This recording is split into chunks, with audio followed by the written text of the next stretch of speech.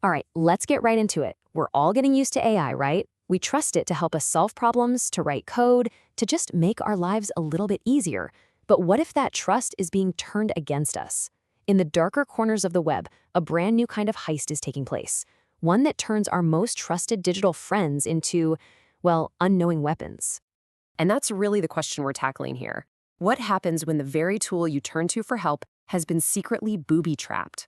Believe me, this isn't science fiction anymore. This is happening right now. You know how it goes. It always starts with something so simple, so relatable. Your Mac's grinding to a halt, you're totally out of disk space. So what do? What we all do. You ask the internet for a solution. And boom, there it is, right at the top of the search results, a sponsored link. It looks official, it sounds helpful, promising a fast ChatGPT-powered solution. It's designed to feel like the perfect modern answer to your problem, piggybacking on the trust you already have in these big names. So you click it, and you're greeted by a helpful, friendly chat window. The AI gives you exactly what you asked for, a single, simple line of code. You copy it, ready to paste it into your terminal, feeling pretty smart for using a slick new tool.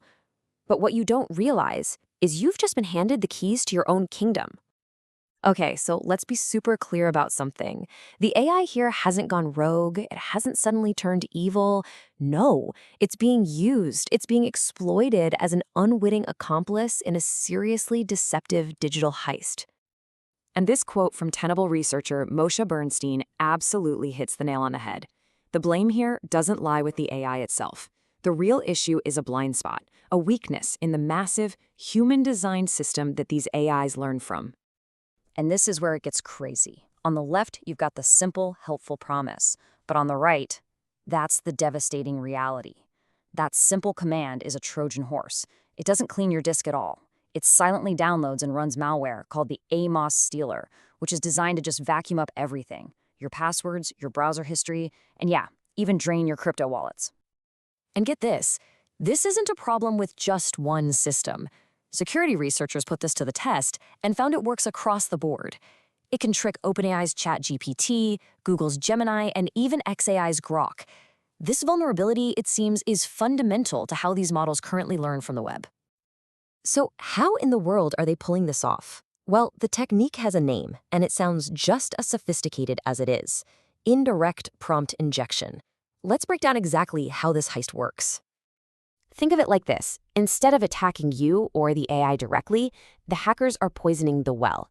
They're planting malicious code all over the internet, on websites, in forums, in comment sections, disguising it as helpful information. Then the AI comes along, absorbs all this poison data, and when you ask a question, it serves that poison right up to you, genuinely thinking it's helping. This breaks it down perfectly. It's a clever 4-step plan. Step 1. Hackers pollute the internet with bad code. Step 2. The AI models ingest that data while crawling the web. Step 3. You, the user, make a simple query. And finally, Step 4. The AI delivers the malicious payload for you to execute. Simple and brutally effective.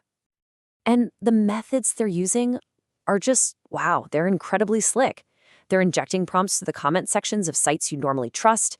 They're hiding commands using weird formatting bugs. They're even bypassing safety filters by using whitelisted domains like Bing to hide malicious links. They are literally exploiting the very fabric of the web. Now, this isn't just some theory cooked up in a lab. These attacks are having real-world consequences, so much so that OpenAI themselves had to issue what is basically a code red, a high-risk warning about the very tools they built. And just look at how fast this all went down. The vulnerabilities were first detailed in early November. Within a matter of weeks, large-scale attacks were already happening. And by December 10th, the threat was so bad that OpenAI had to go public with that high-risk alert. So what's the real-world damage? Well, first, the human cost. We're already talking about hundreds of Mac users who've been infected by this exact method, their personal data totally compromised. And then, of course, there's the money. We're already over $1 million in reported losses, and a lot of that was just drained directly from people's crypto wallets. But this is the number that really gets me. When security researchers actually tested these attacks, they had a 90% success rate. Let that sink in. This method doesn't just work, it works almost every single time. Even OpenAI themselves basically admitted it in their security report. They said AI is no longer just a helpful tool. In the wrong hands, it's become a potential attack amplifier, making it easier than ever for criminals to scale up their operations. So what does this all mean for us? It means we're at the very beginning of a new era in cybersecurity. We are witnessing the start of an AI arms race, a constant, escalating battle between the people exploiting these systems and the people trying to defend them. And this table really shows why this is such a game changer. You know, traditional hacking, that took some serious technical skill. It was manual, often one-on-one. Now, with tools like GPT out there for just a couple $100, pretty much anyone can launch automated attacks against thousands of people at once, using a source we've all learned to trust, the helpful AI chatbot. And this problem? It's growing, and it's growing fast. Research firm IDC is forecasting that by 2026, nearly a third of all cyber attacks will be AI-related. This isn't just a passing phase, this is the future of cybercrime. Now, the good news is the fight is on. The big players like OpenAI are forming risk councils, they're beefing up their training models, and building new automated tools to hunt for these problems. Google and XAI are adding new layers of verification. A digital defense grid is being built as we speak, but it is a desperate race against time. Which leaves us with one final and, frankly, pretty unsettling question. In a world where an AI can be manipulated to create a perfect, convincing lie, a lie that's tailor-made to trick you, who or what can you actually trust?